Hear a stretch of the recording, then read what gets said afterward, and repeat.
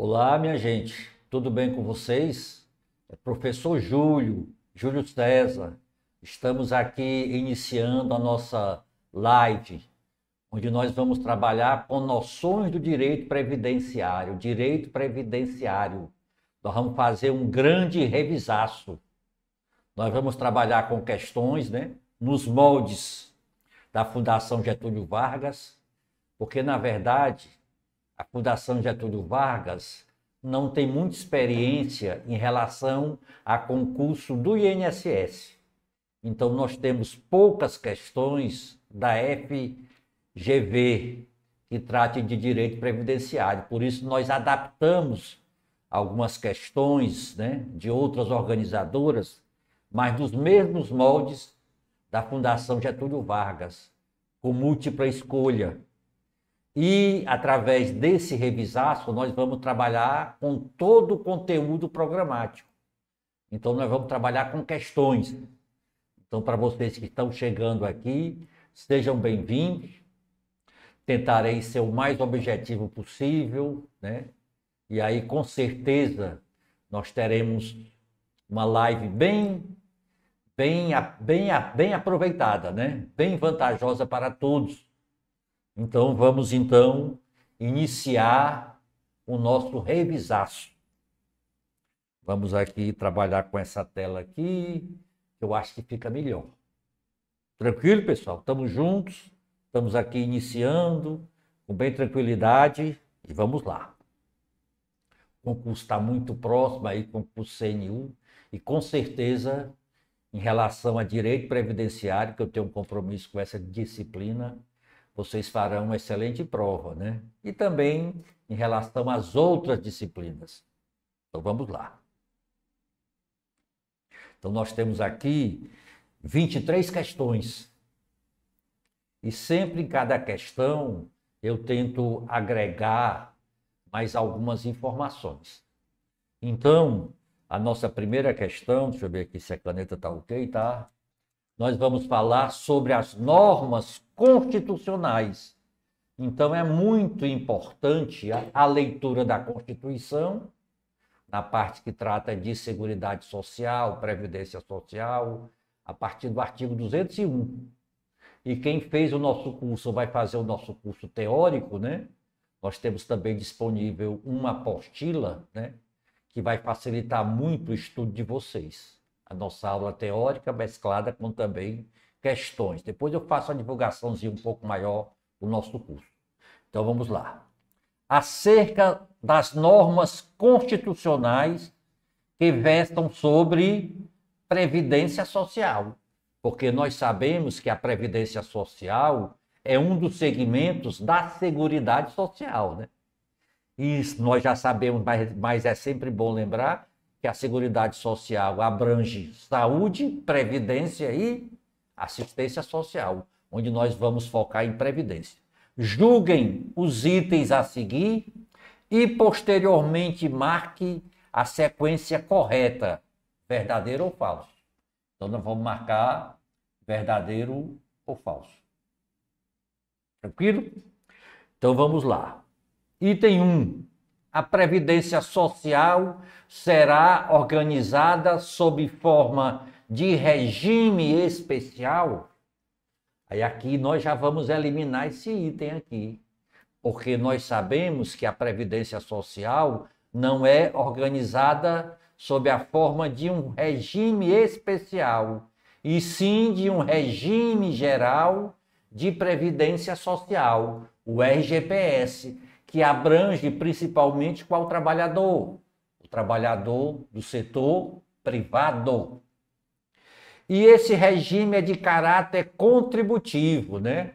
Porque nós não podemos confundir previdência com assistência. Para fazer jus a um benefício previdenciário, tem que haver o quê? A contribuição, né? Então, em relação ao caráter contributivo, está correto. De filiação obrigatória, sim, toda pessoa que exerce uma atividade remunerada é segurado obrigatório. Observados critérios que preservem o equilíbrio financeiro e atuarial. O que quer dizer isso? Que a Previdência Social brasileira, o RGPS, deve buscar o equilíbrio financeiro, preferencialmente receita maior do que despesa, e atuarial, deve haver mais contribuintes do que beneficiários, e atenderá nos termos da lei 8.212, da lei 8.213, a proteção ao trabalhador em situação de desemprego involuntário. Então, essa afirmativa está quase toda correta. Está incorreta em relação a quê, ao regime especial, porque não é regime especial, e sim regime geral. Se uma parte está incorreta, nós vamos considerar essa afirmativa aqui como falsa. Mas nós aprendemos muito em relação à Previdência Social, mesmo o item 1 devendo ser assinalado com o quê? Com falso, porque está errado o regime especial. Vamos, então aqui seria falso, né? O item 2, é vedada a adoção de requisitos ou critérios diferenciados, ou então qual é a regra geral, que deve haver um único critério, um único requisito para se obter benefícios, para se obter aposentadoria. Ressalvada, quer dizer que existem situações em que pode haver critérios diferenciados.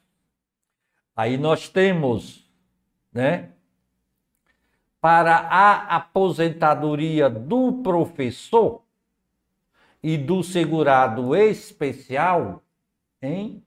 Então essa afirmativa aqui está falsa também. Por que está falsa? Porque critérios diferenciados não é no caso da aposentadoria do professor e do segurado especial. Critério diferenciado nós temos aonde? Na aposentadoria especial, ambiente insalubre, e para o segurado pessoa com deficiência, né? Então, essa afirmativa aqui também está falsa. 3. Salário família e auxílio reclusão para os dependentes do segurado de baixa renda. Então, a única afirmativa que é verdadeira é o inciso 3º. Então, eu estou vendo aqui qual seria a alternativa correta. Seria aquela que tivesse falso, falso e verdadeiro, né? Então, aqui, nesse item aqui, houve um erro de digitação que nós vamos corrigir online mesmo. Nós vamos considerar, nós vamos retificar a linha E, onde tem falso, falso e verdadeiro. Então, feito essa correção, aqui qual seria o item que deveria ser assinalado? Letra E. Claro, se fosse uma prova, essa questão seria desconsiderada, seria anulada. Para a gente aqui, para não ficar anulada, nós vamos corrigir a letra E vai ser o quê, hein? Falso, falso e verdadeiro. Porque aí houve um erro de digitação, não invalida o que nós comentamos. Então, questão número 1, afirmativa que deveria ser assinalada. Letra E. Falso, falso e verdadeiro. Tranquilo, pessoal? Então vamos seguir, né? Vamos para a questão de número 2. Ainda sobre as normas constitucionais que versam sobre a Previdência. Todas as alternativas abaixo são falsas, exceto. Então, nós vamos procurar qual é o item correto. Então, nós temos, né? É assegurado o reajustamento dos benefícios para preservar-lhe em caráter permanente o valor nominal, conforme critérios definidos em lei, hein? Então, essa afirmativa aqui, ela é falsa, porque não é o valor nominal, e sim o seu valor real. O que quer dizer isso, hein? Que todo mês de janeiro o benefício deve ser reajustado, o benefício previdenciário, de acordo com a inflação do período, para garantir o quê? O seu valor real. Teoricamente, se o benefício é reajustado todo ano, significa que está preservado o seu valor real, o seu poder de compra. Então, a afirmativa A está falsa, porque onde tem valor nominal, leia-se valor real. Vamos ver aqui a letra B. É vedada a filiação ao regime geral de previdência na qualidade de segurado contribuinte individual, de pessoa para participante de regime próprio? Essa letra B quer dizer o quê? A pessoa que participa de um regime próprio, ele é um servidor efetivo da União, dos estados, dos municípios. Então, concomitantemente, ele pode ser filiado do regime próprio e do regime geral? Sim, desde que ele exerça uma atividade remunerada. E o contribuinte individual exerce atividade remunerada. Então, esse item aqui está errada, porque diz que é vedada e, na verdade, é permitida. Só não é permitida se esse servidor público não exercesse atividade remunerada, se ele fosse segurado facultativo. Então, o segurado facultativo, como por exemplo, a dona de casa, não pode ficar pagando previdência como facultativa e, ao mesmo tempo, ser servidora pública. Já no caso de contribuinte individual, de empregado, pode. Então, a letra B também está falsa, porque diz que é vedada. Na verdade, só é vedada para qual segurado, hein? Para o segurado facultativo. Letra C. O regime de previdência privada. Porque aqui no Brasil, nós temos a previdência pública, exemplo, o RGPS e o regime próprio.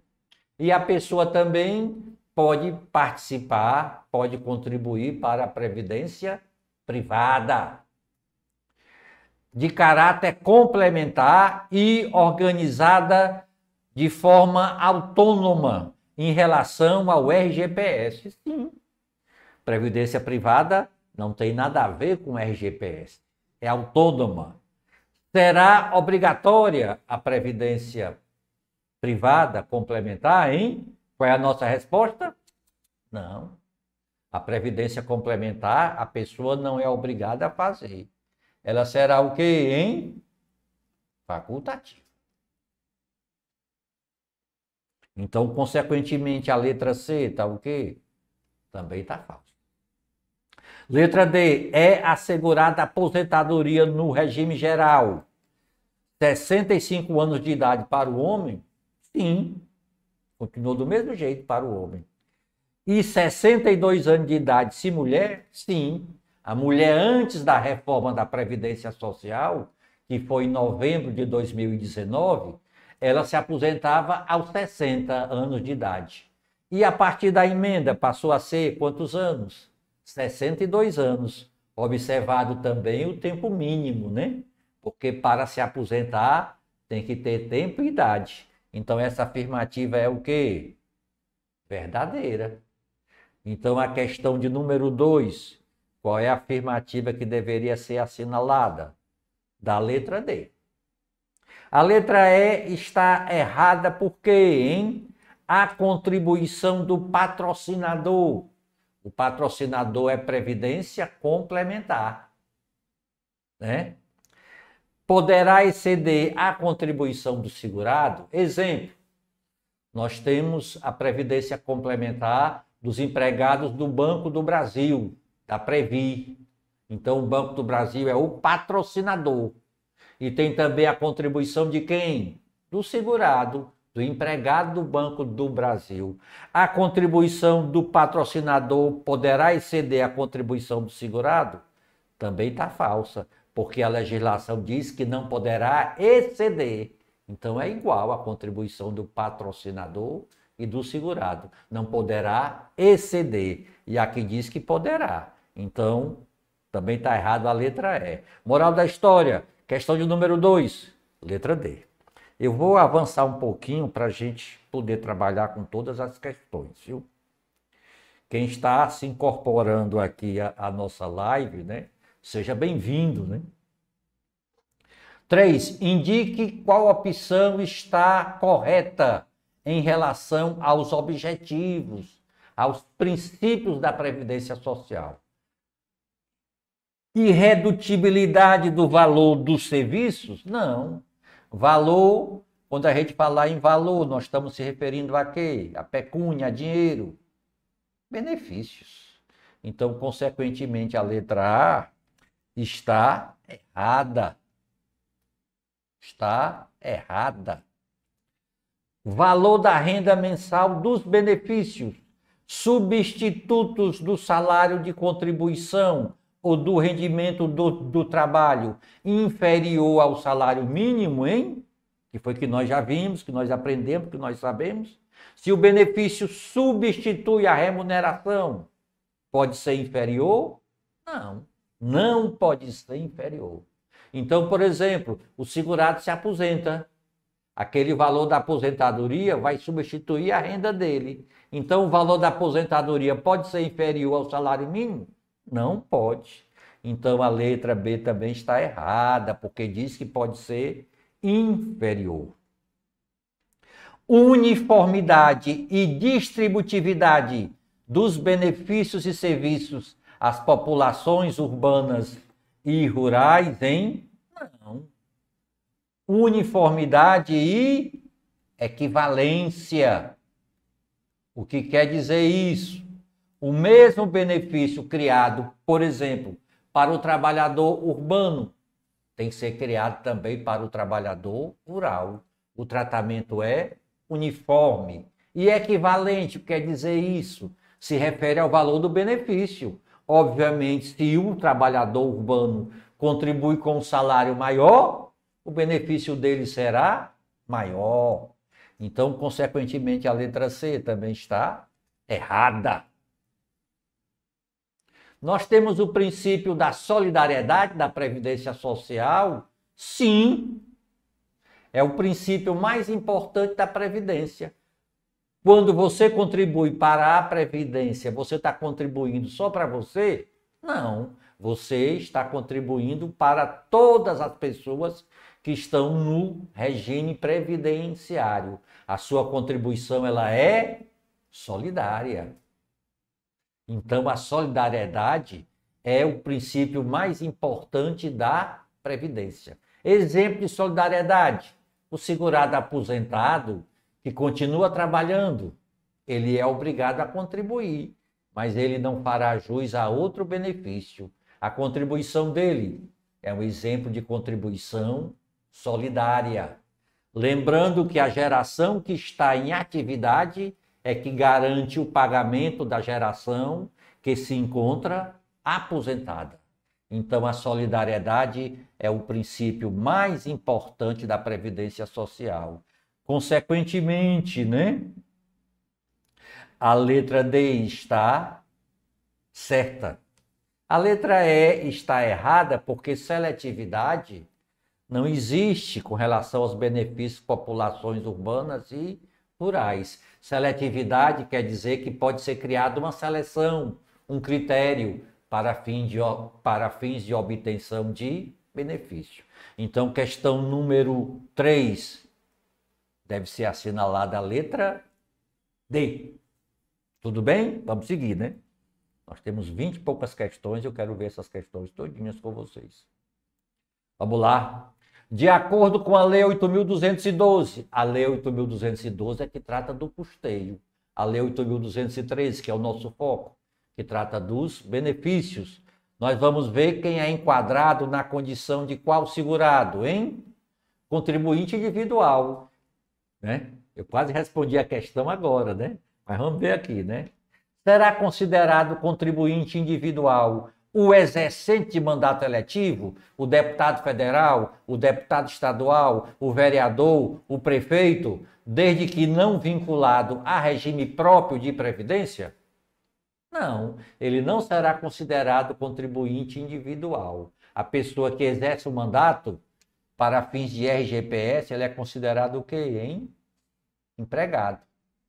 Agora, se ele, antes de se eleger, já era um servidor público, já tinha o seu próprio regime, aí ele continua no regime que ele estava vinculado antes de se eleger. Então, a questão A está errada, porque não é contribuinte individual, ele é um empregado.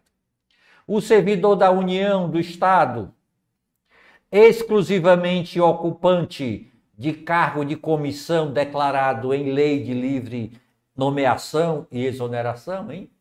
Não. Ele também aqui vai ser considerado empregado, porque ele é ocupante exclusivamente de cargo comissionado. Tranquilo? Então, esse exercício ajuda muito, né? Porque a gente está aplicando o nosso conhecimento, né? Lembrando que no nosso curso teórico também nós temos várias questões, para cada tema tem uma questão, tem questões. Letra C, é considerado contribuinte individual aquele que presta serviço de natureza econômica à pessoa ou família no âmbito residencial desta em atividade sem fim lucrativo. Aqui nós estamos nos referindo a qual tipo de empregado, hein? Empregado doméstico. Forma contínua, mais de 2 dias. Então, esse aqui também é empregado, não é contribuinte individual.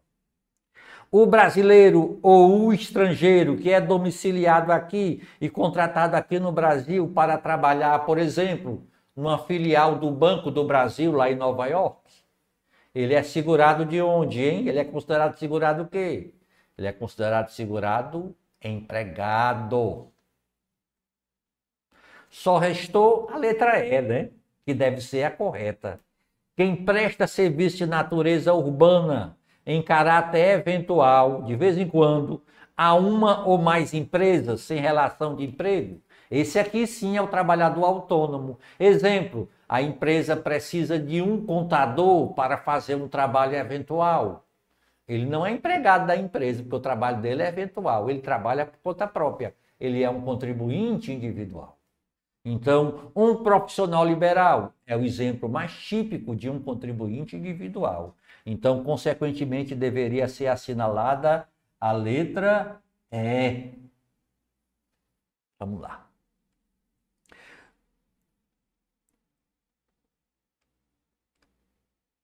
A questão número 5, pessoal, lamentavelmente ela foi repetida, né? Então, vai continuar sendo a 5 também, letra E. Vamos para a questão de número 6. Terminou sendo repetido o slide, né? 6. De acordo com a Lei 8.213, são características do segurado especial, exceto. O segurado especial, ele é um segurado diferente. Então, nós vamos ver quais são as características desse segurado. E nós vamos ver qual é, na verdade, o item errado, né? O segurado especial, ele não tem empregados permanentes? Sim. O segurado especial, quando está exercendo a sua atividade rural, para ele ser considerado segurado especial, sem empregados permanentes. Ele pode ter empregados até durante 120 dias. Acima de 120 dias é considerado permanente, então ele não é segurado especial.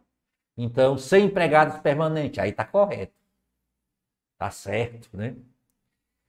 Rendimentos provenientes da atividade urbana.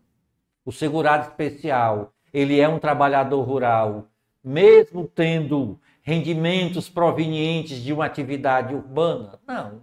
Se ele tem rendimentos de atividade urbana por um prazo superior a 120 dias, ele não é segurado especial. Então, aqui, quando diz rendimentos provenientes de atividade urbana, está querendo dizer que ele exerce atividade rural, mas ele também exerce atividade urbana. Aí, ele não é segurado especial. Ele vai ser segurado trabalhador urbano. Então, o que deve ser assinalado aqui, hein? A letra B. Porque se ele tem rendimentos de atividade urbana, ele não é segurado especial. Para ser segurado especial, atividade agropecuária em até 4 módulos fiscais? Sim. Professor, o que é um módulo fiscal? É uma unidade de medida que varia de município para município. Se no município um módulo fiscal for igual a 2 hectares, quer dizer que para ser segurado especial naquele município, ele teria que exercer atividade até numa área de 8 hectares. Então aqui também está correto. Para ele comprovar atividade rural, a prova exclusivamente testemunhal não basta para comprovar atividade rural? Claro, ele não pode comprovar atividade rural baseado exclusivamente em testemunho. Deve haver também a prova documental, né? Então aqui também está correto, não basta. E para ele ter direito a um benefício no valor de um salário mínimo, ele precisa comprovar o exercício de atividade rural, né? Sem a necessidade de efetuar contribuições através do carnê. Então, o segurado especial tem essa grande diferença. Se ele quiser receber uma aposentadoria no valor mínimo, ele não precisa pagar o carnê todo mês. Ele precisa comprovar que exerce atividade rural. E como é que ele comprova? Através de documentos. Então, a afirmativa aqui, que não é característica do segurado especial, obviamente é ele o fato de concomitantemente exercer atividade urbana. Porque se ele exercer atividade urbana concomitantemente com a atividade rural, ele não é segurado especial. Ele é um trabalhador rural. Então, consequentemente, questão de número 6, letra B. Passar tranquilidade para vocês. Os erros são comuns, né? Então, aqui nós tivemos qual erro, hein? Repetição de uma questão. Então, nós vamos deixar essas 2 questões, porque não dá para corrigir agora. Aí, nesse caso, a questão 4 e 5 estão repetidas. E a questão número 6, a afirmativa deveria ser assinalada. Letra B. Não vamos sofrer, colegas. O importante é a gente aprender com cada questão. Quem for chegando aí à nossa live, seja bem-vindo, se incorpore, né? Então, vamos avançar. 7. De acordo com a Lei 8.213, a concessão da pensão por morte e do auxílio reclusão. Nós devemos saber que para obter determinados benefícios, o segurado deve ter uma carência. Mas existe benefício que dispensa a carência. Então, essa questão está afirmando o quê? Para a pensão por morte, precisa ter carência? Não, independe de carência. E para o auxílio reclusão, precisa ter pago quantos meses para o dependente ter direito, hein? 24 meses. Então, a afirmativa que deve ser logo assinalada é a letra A. Eu não gosto de questão que seja correta a letra A, porque de certa maneira já esvazia as outras questões, né? Então, para se obter pensão por morte, é isenta independe de carência. A pessoa trabalhou só um mês, contribuiu só um mês e faleceu. O dependente dele já fará jus à pensão por morte. Já no caso do auxílio reclusão, para o dependente fazer jus, o segurado teria que ser preso em regime fechado e depois de ter pago 24 contribuições. Então, a afirmativa correta é a letra A. Consequentemente, não vou comentar as outras, porque as outras estão erradas, né? Então, questão de número 7, letra A. Aí você pode perguntar, Júlio, mas se o dependente for cônjuge, for companheiro, aí no caso de dependente cônjuge e companheiro, a duração do benefício vai depender de quantos meses o segurado contribuiu antes de falecer. Mas isso aí não implica dizer que a pensão por morte exige carência. A pensão por morte não exige carência. Agora, no caso do dependente cônjuge e companheiro, a duração do benefício vai depender de quantas contribuições ele fez. Se ele contribuiu depois de 18 meses e veio a falecer, aí tranquilo, né? A duração do benefício vai variar conforme a idade. Se ele contribuiu menos de 18 meses, né? Aí o benefício só vai durar 4 meses. Mas a pensão por morte continua sendo isenta de carência. Tudo bem, colegas? Podemos seguir. Estou olhando aqui o nosso tempo para a gente ir dosando, tá tranquilo. Trabalhar com mais uma questão, a questão de número 8, viu? Onde nós vamos falar sobre a qualidade de segurado. Ok? Lembrando que a qualidade de segurado, ela existe enquanto o segurado estiver contribuindo ou durante o chamado período de graça. Aí vamos ver exatamente esse tópico, muito interessante. Passar para cá, né, para voltar para nós. Aqui é um, né? Voltar aqui para ficar, né? Vamos lá. A qualidade de segurado é mantida independentemente de contribuições. Aí, letra A, até 24 meses após cessar a segregação para o segurado acometido de doença de segregação compulsória. O que é segregação compulsória, né? É quando o segurado está acometido de uma doença altamente contagiosa. Aí ele é segregado, isolado. Hoje praticamente não existe isso, né? Isso aqui era mais comum na época da hanseníase, da tuberculose, mas continua na legislação. Então nós vamos deixar isso aqui. Até 24 meses, né? Não, nesse caso aqui até 12 meses. Hoje não tem quase aplicabilidade, mas como está na lei a gente deixa, né? Então está errado porque ao invés de 24 seriam 12. B, até 12 meses após a cessação das contribuições para o segurado que deixar de exercer atividade remunerada. Então, quando o segurado deixa de contribuir, porque não pôde mais contribuir porque foi demitido, ele continua mantendo seus direitos por 12 meses. E esse prazo de 12 meses será prorrogado por mais 12 meses, né? Fazendo 24 meses. Se o segurado já tiver pago mais de 120. Aqui a redação quer dizer o quê? Que o segurado tem 12 porque deixou de contribuir, tem mais 12 meses porque pagou mais de 120 meses. Então aqui ele já tem 24 meses. E ainda pode ser acrescido de mais 12, né? Se ele tiver recebido o seguro-desemprego ou tiver o Cine-IDT.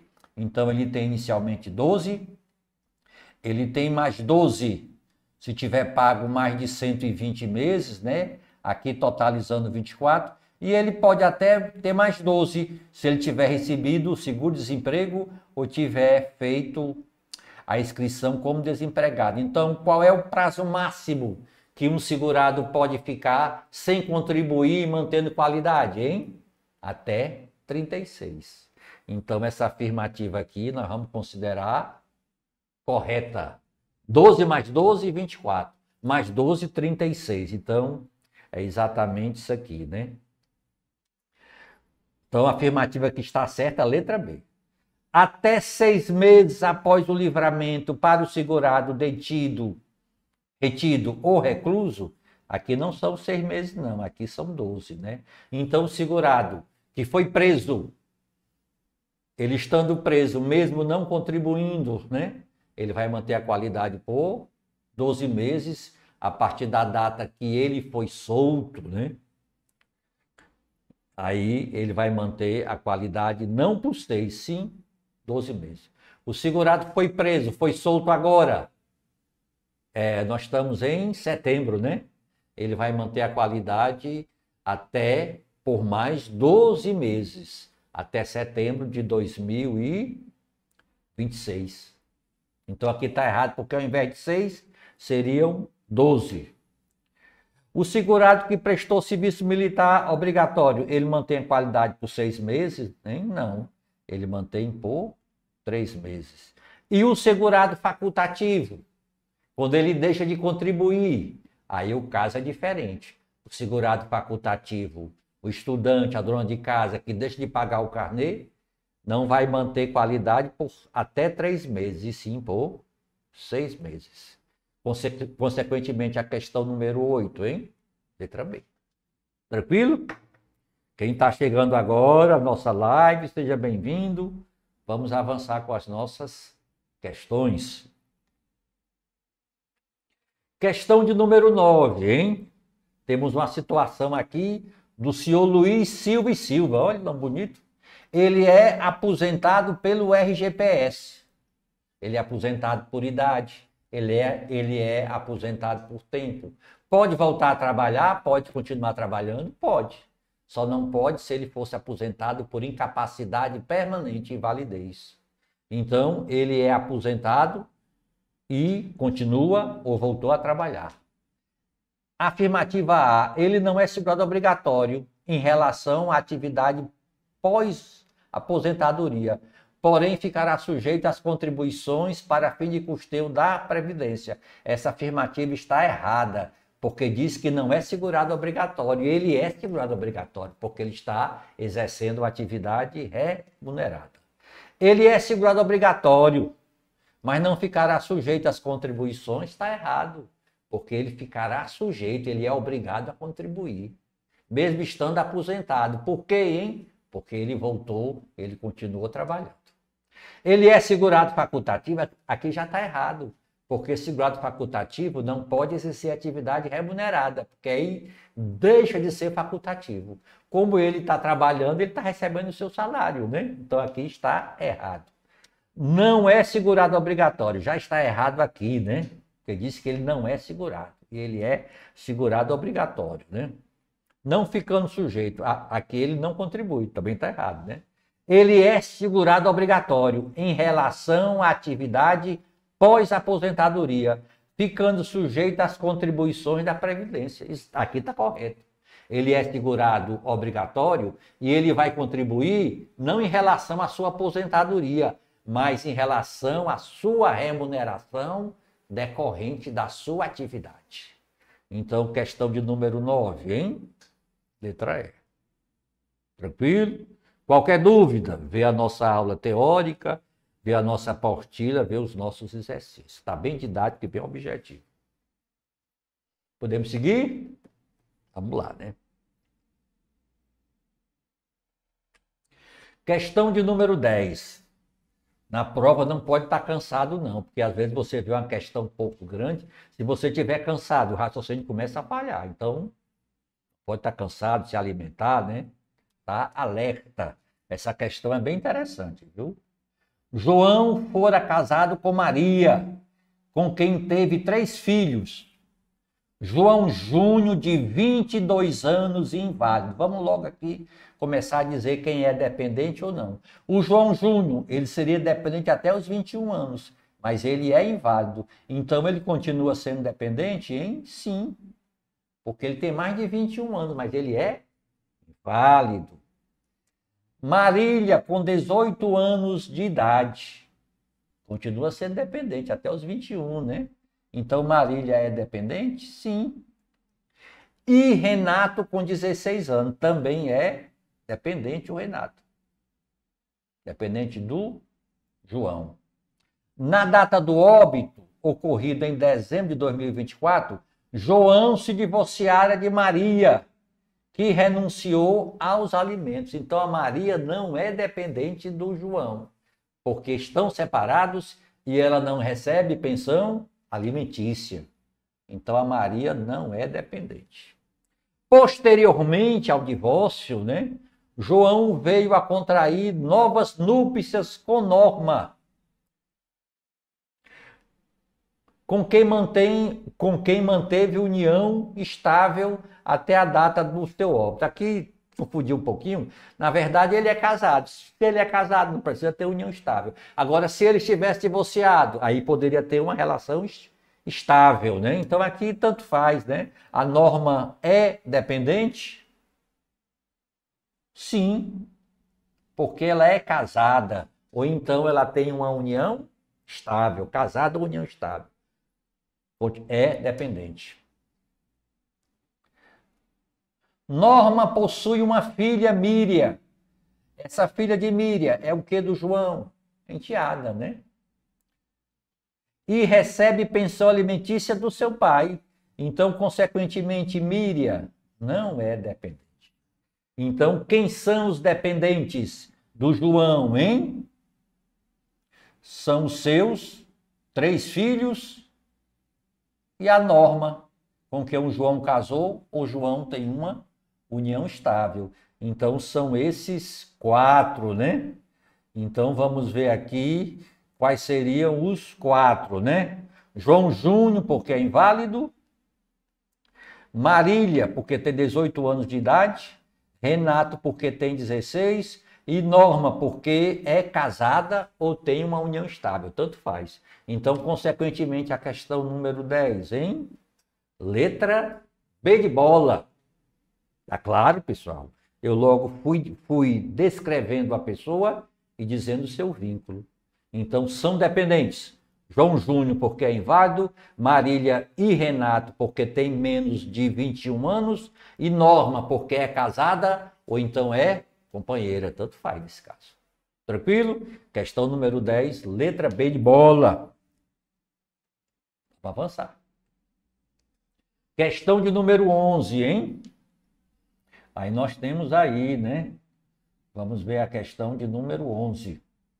Marília é advogada, é empregada de uma empresa desde 2023 e a caminho do fórum bateu seu automóvel por cruzar o farol vermelho, sofrendo ferimento que se agravaram em razão de Marília ser portadora de diabetes e a incapacitaram para suas atividades habituais por mais de 15 dias. Então, se ela ficou afastada por mais de 15 dias, ela fará jus a um benefício previdenciário.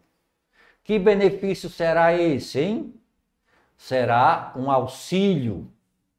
O caso dela é acidente do trabalho, hein? Não, porque ela ficou incapacitada por ser portadora de diabetes, não tendo relação com o acidente que ela sofreu, um acidente automobilístico, e sim pelo fato de ser portadora de diabetes e ter havido um agravamento.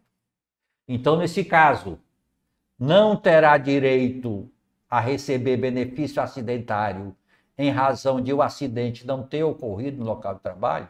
Não é por esse motivo, não, e sim pelo fato da doença que ela já tinha, né?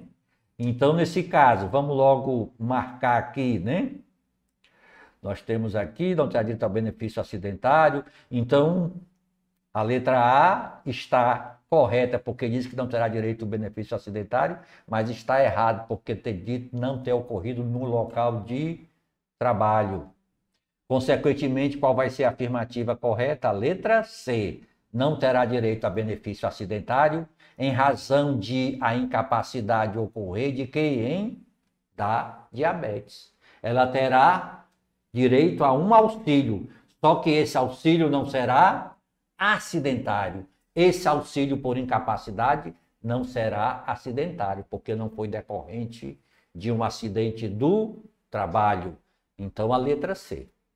A letra D está errada, porque o auxílio acidente somente quando a pessoa fica com sequelas. E não é o caso dela.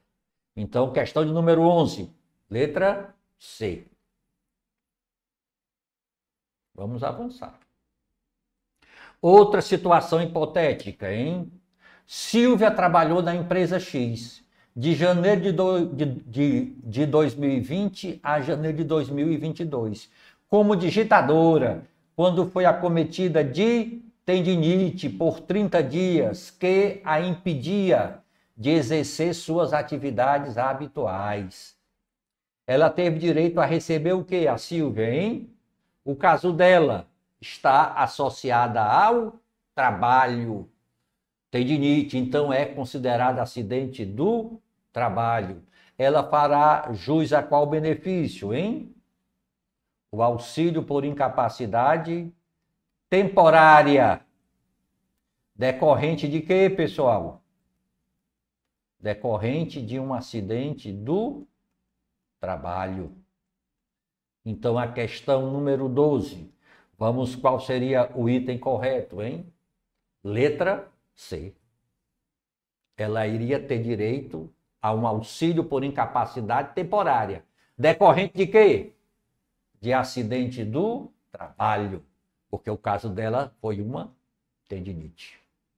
Não é caso de aposentadoria por incapacidade permanente, porque ela volta a trabalhar. Então, questão número 12. Letra C. Tudo bem? Beber aqui uma águazinha, pessoal, porque, né? Deu só um segundinho. Vamos seguir, hein? Nós estamos fazendo o quê, pessoal? Nós estamos fazendo um revisaço, trabalhando com questões e dentro dessas questões, vendo a legislação. Porque se você dominar a legislação, obviamente, qualquer que seja a forma da questão, você acerta. Então, essas questões aqui, o fundamental é a gente o que em treinar, mas principalmente o que em rever, reforçar os nossos conhecimentos. Tudo bem? Vamos seguir? Firmes e fortes? Sim. Questão número 13. A Previdência Social não tem só benefícios, tem também os serviços. Um dos serviços mais importantes, reabilitar aquele empregado, aquele trabalhador, aquele profissional, para que ele retorne ao mercado de trabalho. Isso aí é feito através do serviço reabilitação profissional. O outro serviço do INSS, hein? Serviço social, que nós vamos falar um pouquinho mais adiante. Reabilitação profissional. Nós temos que assinalar qual a opção, hein? Correta. Desenvolve capacidades residuais das pessoas incapacitadas? Sim.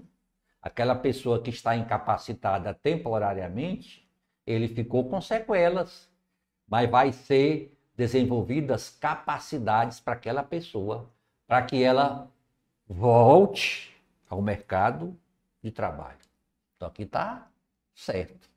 É um benefício temporário? Aqui logo está errado. Porque reabilitação profissional não é um benefício, é um serviço. No benefício tem pagamento em espécie, em pecúnia, dinheiro. Serviço não tem pagamento em pecúnia, em dinheiro. Então aqui está errado porque diz o quê, hein? Que é um benefício, quando na verdade é um serviço. Busca integração no mercado de trabalho? Sim. Busca inserir aquela pessoa no mercado de trabalho, né? Vamos lá? Exige trabalho integrado de profissionais de diferentes áreas? Sim. Na reabilitação tem o serviço social, tem o fisioterapeuta, o terapeuta, o sociólogo, o psicólogo, né? Então tem vários profissionais de diferentes áreas. Permite readaptação profissional? Sim. Depois de todo o processo de reabilitação, obviamente ele vai ser readaptado para exercer uma atividade de menor complexidade e vai receber o auxílio acidente, porque mudou de função, né? Então, 13, letra B. Tudo bem, pessoal? Podemos seguir? Vamos seguir.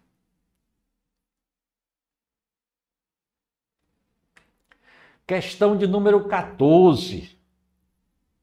Vamos falar de um benefício em que há muita desinformação, que é o benefício do auxílio reclusão, que não é pago para o segurado, é pago para o dependente do segurado.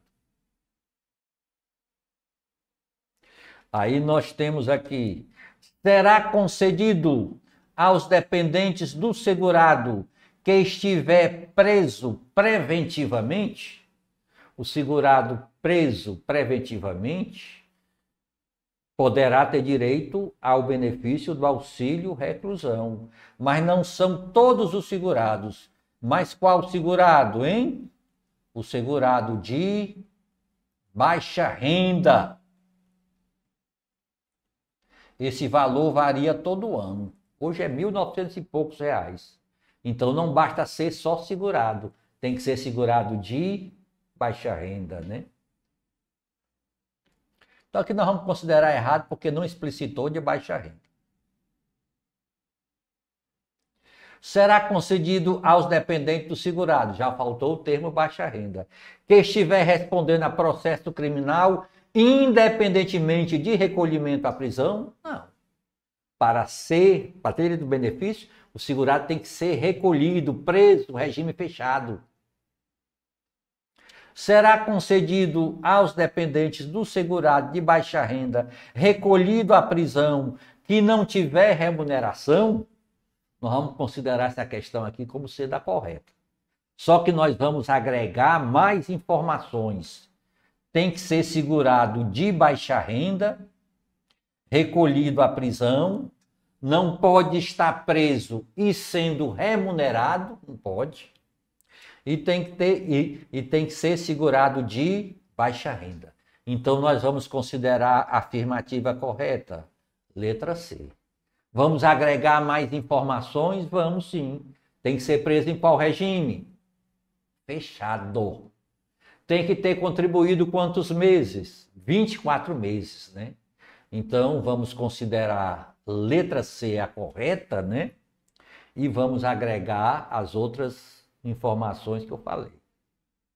Consequentemente, letra D e letra E, errada.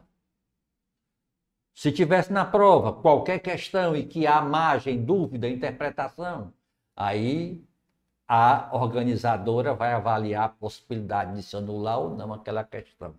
Como nós estamos simulando, treinando, né? Vamos considerar a letra C e vamos complementar as informações. 14, letra C. Tudo bem? Podemos seguir? Vamos seguir. Questão de número 15. Estamos nos referindo ao benefício do auxílio acidente. Auxílio por incapacidade temporária é uma coisa, auxílio acidente é outra coisa. Mas tem relações que nós vamos citar agora, né? O auxílio acidente será devido a partir do dia seguinte à cessação do auxílio por incapacidade temporária? Sim. Geralmente, antes do auxílio acidente, o segurado esteve recebendo o auxílio por incapacidade temporária. Aí ele pode ficar recebendo vários meses, alguns anos, porque ele está sendo reabilitado, readaptado para outra função. A pessoa pode receber o auxílio acidente independentemente de qualquer remuneração ou rendimento auferido pelo acidentado? Sim. O segurado que recebe o auxílio acidente, ele pode voltar a trabalhar e receber a sua remuneração. Até aqui está tudo certo. Permitida sua acumulação com qualquer aposentadoria, hein? Não, aí está errado. O segurado que recebe o auxílio acidente, ele não pode acumular com uma aposentadoria. Então, a questão de número 15, a letra A, está errada por quê? Porque diz que pode ser acumulada com aposentadoria. Então, o auxílio acidente, que é um benefício mensal, corresponderá a 50% do salário de contribuição e será devido até a véspera do início de qualquer aposentadoria ou até a data do óbito. Aqui está errada. Não vai ser verificado o salário de contribuição do segurado, não. E sim o seu salário de benefício, que é a média de todos os salários de contribuição. Então, não é 50% do salário de contribuição do segurado, não. É 50% do salário de benefício. Vai ser feito a média de todos os salários do segurado. Então, por esse detalhezinho, ao invés de salário de contribuição, leia-se salário de benefício. Então, a letra B está também errada. Letra C. O recebimento de salário ou concessão de qualquer outro benefício não prejudicará a continuidade do recebimento do auxílio acidente, hein? Aqui está errado, porque diz qualquer outro benefício. Ele pode receber aposentadoria, hein? Não. Então, consequentemente, aqui está errado, porque diz qualquer outro benefício. E ele não pode receber aposentadoria junto com o auxílio acidente. Então, a letra C também está errada. Letra D.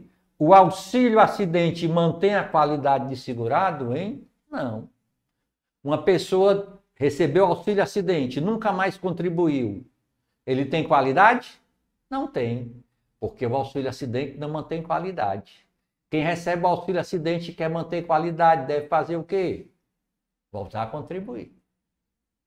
Só restou a letra E. O auxílio acidente será concedido como indenização? Sim. Por que indenização? Porque o segurado teve redução, ficou com sequelas, né? Ele só vai ter o auxílio acidente após a consolidação das lesões e resultaram sequelas que impliquem redução na sua capacidade de trabalho. Tudo isso está o quê, hein? Está correto. Consequentemente, a questão de número 15, vamos assinalar como correta a letra E. Tudo bem? Então, vocês estão vendo que nessas questões, nesse revisaço, né, nessa nossa live, nós estamos vendo praticamente todo o conteúdo e em cada questão eu tento o quê? Agregar, reforçar mais alguma informação. Estamos se aproximando aqui do final, né? Mas nós temos ainda algumas questões muito interessantes. Vamos aqui seguir com as nossas questões, com o nosso revisaço, né? Então, nós temos aqui a questão de número 16. Vamos falar sobre o PPP, sobre o perfil profissiográfico previdenciário. Vou voltar aqui para aqui, né? Para cá, né? Vamos lá.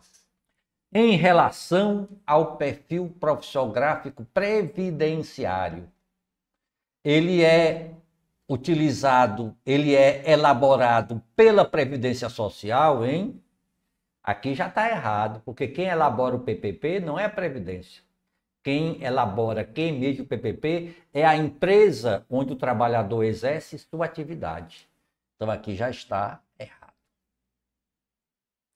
Letra B. Comprova a exposição do trabalhador aos agentes nocivos e baseia-se em laudo técnico de condições ambientais do trabalho, expedido por médico do trabalho ou engenheiro de segurança do trabalho.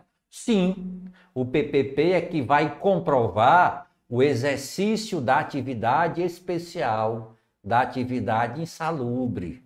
Então, a empresa emite o PPP baseado em quê, hein? Num laudo técnico elaborado por um engenheiro ou por um médico do trabalho. E esse PPP vai ser analisado pela perícia médica do INSS, que vai dizer se aquele período, se aquela atividade é especial ou não. Então, correto aqui a letra B. C. Deverá ser elaborado, né? Deverá ser elaborado e entregue ao trabalhador se este solicitar sempre no exame admissional, está errado. Porque ele vai receber o PPP, que é a obrigação da empresa fornecer para ele, não no ato admissional, mas sim no demissional, quando ele sair da empresa. Ele vai sair da empresa, mas a empresa tem que entregar para ele o quê? O PPP, que vai retratar as condições em que ele exerceu a sua atividade, que vai registrar toda a sua vida laboral. Então está errado por quê? Porque não precisa o trabalhador solicitar, a empresa é obrigada a fornecer. E não é no exame admissional, não. Principalmente no demissional, ou então quando ele precisar. Então, a letra C está errada. Letra D, é utilizado, melhor dizendo, exclusivamente para fins de obtenção da aposentadoria especial? Não. O PPP é também utilizado nos casos de acidente do trabalho. Também poderá ser utilizado quando o trabalhador ou empregado estiver solicitando a sua aposentadoria na condição de pessoa com deficiência. Então aqui está errado, porque diz que só é utilizado exclusivamente na aposentadoria especial e pode ser utilizado em outros benefícios. Constitui-se um documento da empresa? Não, não é um documento da empresa. É um documento do trabalhador, do empregado, que é emitido pela empresa, mas o documento não é da empresa, o documento é do trabalhador, do segurado. Então, consequentemente, a questão 16, letra B. Tudo bem? O PPP é um histórico da vida laboral do segurado, do trabalhador. Descreve tudo, os acidentes que ele teve, o afastamento, se ele trabalha num ambiente insalubre, caso seja ambiente insalubre, qual é o agente nocivo que ele está exposto e por aí vai. Então, questão 16, a que está correta é a letra B. José recebe aposentadoria especial.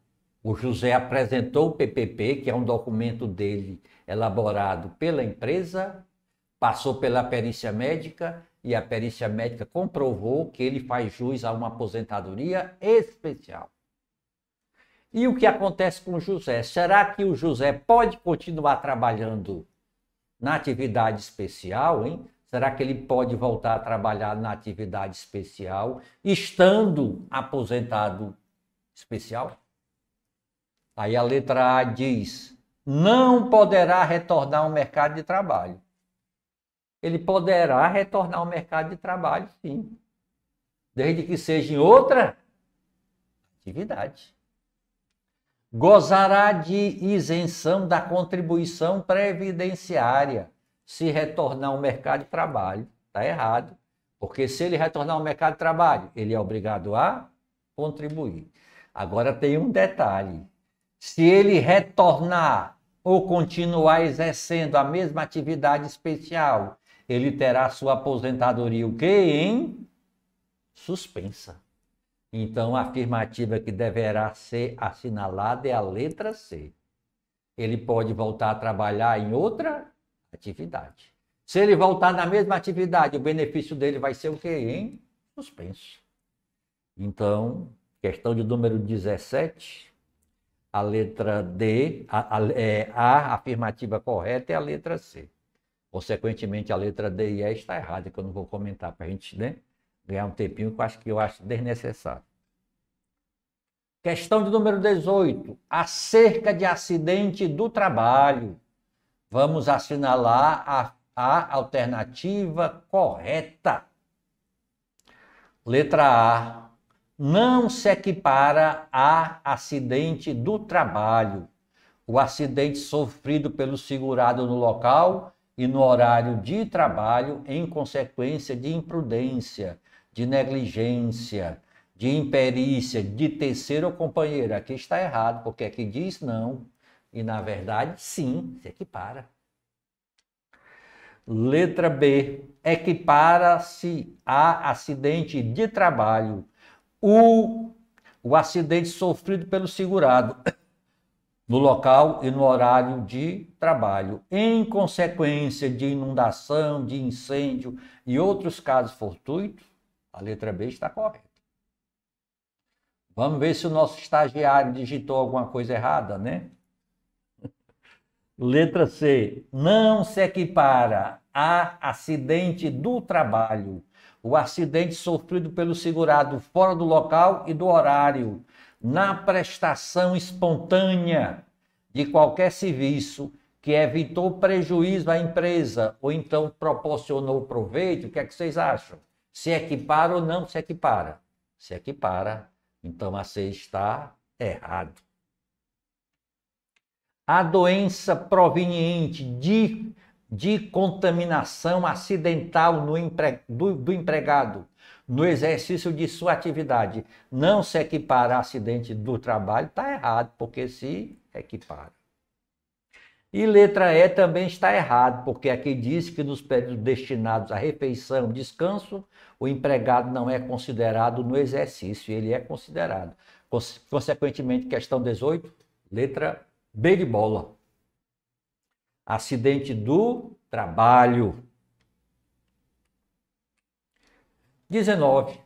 Se houver necessidade de assistência permanente de outra pessoa ao aposentado por incapacidade permanente, que é a antiga aposentadoria por invalidez. Então, se aquele aposentado por invalidez, por incapacidade, se ele tiver a necessidade de assistência de outra pessoa, ele vai ter direito a quê, hein? Acréscimo de 25%, sim.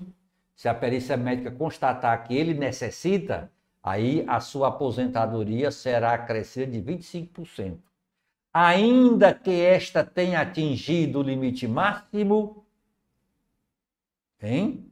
Sim, ainda que esta tenha, né, atingido o limite máximo. Se já atingiu o limite máximo e precisa de um acompanhante, vai ter direito a esse acréscimo? Sim. Então, a afirmativa correta é a letra logo A. O teto hoje é em torno de R$8.000. Se ele já recebe os 8.000 e tem um acréscimo de 25%, vai ter direito a esse acréscimo, mesmo ultrapassando o limite máximo, né? Aqui está errada porque diz que está limitada ao teto, né? E aqui os outros também está errado, porque diz que não terá direito ao acréscimo, terá direito a um abono anual, e não é abono anual, é um acréscimo, né? Um abono trimestral. Então, consequentemente, a questão 19, hein? Letra A. Tem direito ao acréscimo, mesmo se com esse acréscimo tenha atingido o limite máximo, vai até superar o limite máximo, né? Pode sim, letra A. 20. Salário maternidade. O salário maternidade é devido à segurada da Previdência durante 90 dias? Aqui já está errado, porque são 120 dias, né? Podendo ser prorrogado, acrescido. Em caso de aborto não criminoso, espontâneo, comprovado mediante atestado médico, a segurada terá direito ao salário maternidade correspondente a 4 semanas. Aqui está errado, porque não são 4 semanas não, e sim 2 semanas. Em casos excepcionais, o período de repouso anterior e posterior ao parto pode ser aumentado de mais 2 semanas mediante atestado médico específico? Sim. Em casos excepcionais, pode haver essa prorrogação, né, essa antecipação, esse aumento de 2 semanas. Antes, se tiver risco para o feto, né, e depois tiver risco para a mãe ou para o bebê. Então, a afirmativa correta da questão número 20 é a letra C. A letra D está errado porque o salário de maternidade será devido à adotante, caso a mãe biológica não tenha recebido o benefício. Tenha recebido ou não, se a mãe biológica recebeu o benefício, mesmo recebendo, a mãe tem direito. Então está errado aqui também, né? E adoção quando houver adoção para mais de uma criança, será devido um salário de maternidade relativo a cada criança, hein? Não. Se a pessoa adotou 2 crianças, só fará jus a um salário de maternidade. Consequentemente, a questão número 20, letra C. É uma reta final. São muitas questões, né? Eu tenho aqui muitas questões.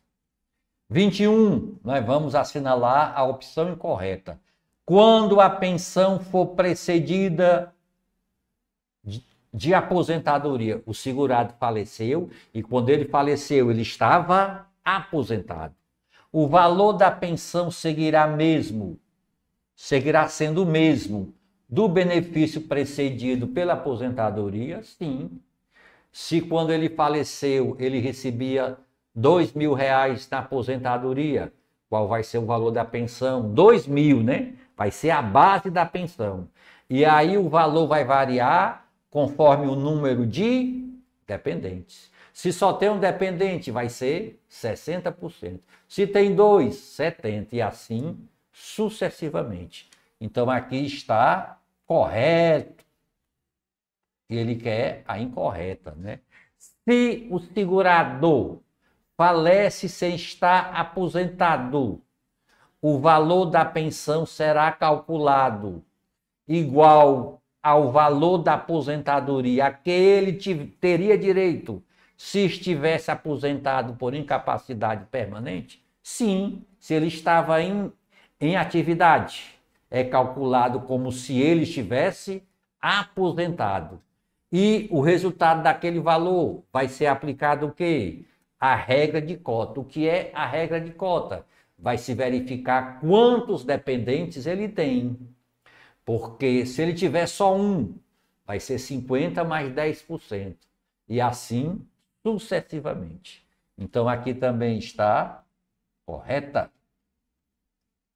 As cotas individuais cessarão com a perda da qualidade de dependente e não serão revertidas aos demais dependentes, devendo o valor da pensão ser recalculado para os dependentes remanescentes em? Sim. Vamos imaginar que tem 2 dependentes e aí o filho atingiu os 21 anos. O filho deixa de ser dependente. A cota do filho não passa para quem ficou dependente. Vai ser feito um novo recálculo, levando em conta o número de dependentes. D. Será calculada como segurado instituidor o falecido tivesse em gozo de auxílio por incapacidade. Aqui está errado. Seria calculado como se ele estivesse o quê? Aposentado por invalidez, que hoje é chamado de incapacidade permanentemente. Consequentemente, a incorreta é a letra D. Será de 100% o valor da pensão, caso um dependente seja inválido ou então tenha no mínimo 5 dependentes. Então, 21 é a letra D. Quase terminando, viu? 22. Existe uma aposentadoria para o segurado, que é uma pessoa com deficiência. Ter deficiência não implica dizer que não pode trabalhar. Pode trabalhar, é um segurado. Então ele quer a incorreta. Todas as categorias de segurado poderão fazer jus a essa aposentadoria do segurado pessoa com deficiência? Sim, aqui está certo. Podemos definir PCD, aquela pessoa que tem impedimento de longo prazo, de natureza física, mental, intelectual, sensorial? Sim. os quais, em interação com diversas barreiras, podem obstruir sua participação plena e efetiva na sociedade, em igualdade de condições com as demais pessoas, sim, está correta. Considera-se impedimento de longo prazo aquela que produz efeitos de natureza física pelo prazo mínimo de 1 ano, hein? Aqui está errado. São 2 anos. Quem vai verificar se há deficiência de longo prazo ou não? Perícia médica. Se ela disser que aquela deficiência gera impedimento por menos de 2 anos, não faz jus. Tem que ser no mínimo 2 anos. Então, a incorreta é a letra C. Consequentemente, a letra D está correta, né? Ele vai fazer uma avaliação biopsicossocial, quer dizer que é uma avaliação que se verifica a questão biológica física, mas também se verifica outros aspectos sociais, psicológicos, mas também os aspectos sociais. O meio ambiente em que ele vive, a acessibilidade, que ele tem acesso ou não, tudo isso é avaliado. E a comprovação será embasada em quê? Em documentos, não sendo permitida só prova exclusivamente testemunhal, tem que ter documentos. Então, questão 22, letra C. Última questão, né? No caso da pessoa com deficiência, é feita uma avaliação social, né? E o que é utilizado nessa avaliação? Primeiramente, tem a chamada Classificação Internacional de Funcionalidade, de Incapacidade e Saúde, que é comumente chamada de CIF. Em que o segurado ele é avaliado de forma biopsicossocial, considerando não apenas a condição da saúde, mas também fatores ambientais e sociais que interferem na participação da pessoa na sociedade. Então, essa classificação ela é muito importante, porque ela é mais abrangente. Não se avalia só a questão física, se avalia também esses outros fatores, os fatores ambientais, o local onde ele vive, a condição social dele, né? Tudo isso é verificado. Obviamente, uma pessoa com deficiência na região mais carente da cidade, ela não vai se enquadrar no mesmo grau da deficiência de uma pessoa que mora na área mais nobre. Tudo isso é avaliado. E também nessa avaliação biopsicossocial, tem um índice, tem um cálculo que vai, cada pergunta e resposta tem uma pontuação. E esse índice, essa pontuação, esse índice de funcionalidade brasileiro modificado, ele é um instrumento que operacionaliza a CIF, e onde nós temos uma pontuação. E essa pontuação é que vai definir se a deficiência do segurado é grave, média ou leve. É exatamente o que diz. Então, aqui está correto, né?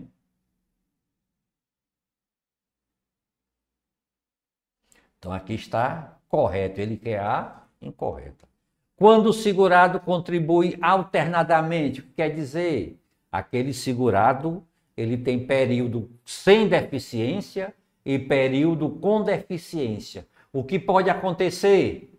Aquele período sem deficiência pode ser convertido em com deficiência. Então, aqui diz que os períodos poderão ser somados após a conversão? Sim, também está correta. Consequentemente, restou a letra E, que é a incorreta, que é a errada, porque diz que o segurado com deficiência, para se aposentar por idade e por tempo, ele tem que fazer só perícia médica? Não. Nós vimos que ele tem que fazer uma avaliação social, que abrange a parte médica e abrange a parte social. Então, a questão de número 23, qual é a afirmativa, hein? Letra E.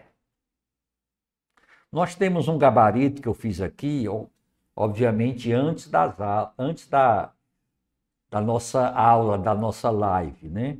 Então, nós temos o gabarito. E nesse gabarito, o que foi que nós corrigimos, hein? Primeiro, a questão 1 é a letra E. E a questão número 4 e 5, né? Elas estão repetidas, né? Então, aqui, consequentemente, aqui a letra E, mesma coisa, porque essas duas questões estão repetidas. E a questão de número 1, hein? Corrige para a letra E. Tranquilo? Não vamos sofrer, pessoal. Às vezes a gente se apega em pequenos detalhes, mas aí, nesse caso, é importante a gente ver as questões e o gabarito aqui sendo corrigido. Eu quero aqui aproveitar essa oportunidade, essa live, de divulgar aqui o nosso curso, né? Então, está aqui havendo até uma promoção, um desconto considerável para que vocês, né, caso queiram, caso possam, fazer o curso. Por exemplo, com relação à minha disciplina, nós temos um curso envolvendo a nossa disciplina, onde tem a parte teórica bem objetiva, né, bem objetiva e prática, onde nós temos outras questões referentes a cada tema. Temos também a nossa apostila, material didático. Então, eu faço aqui o convite, né, para quem quiser e puder adquirir o nosso curso. Passar para cá, para me ver melhor, né? E quero aqui, né, agradecer a participação aqui de todos, repassar para vocês muita tranquilidade, muito otimismo aí, né? E eu tenho convicção de que vocês farão uma excelente prova. Um grande abraço a cada um de vocês, sucesso e até a próxima.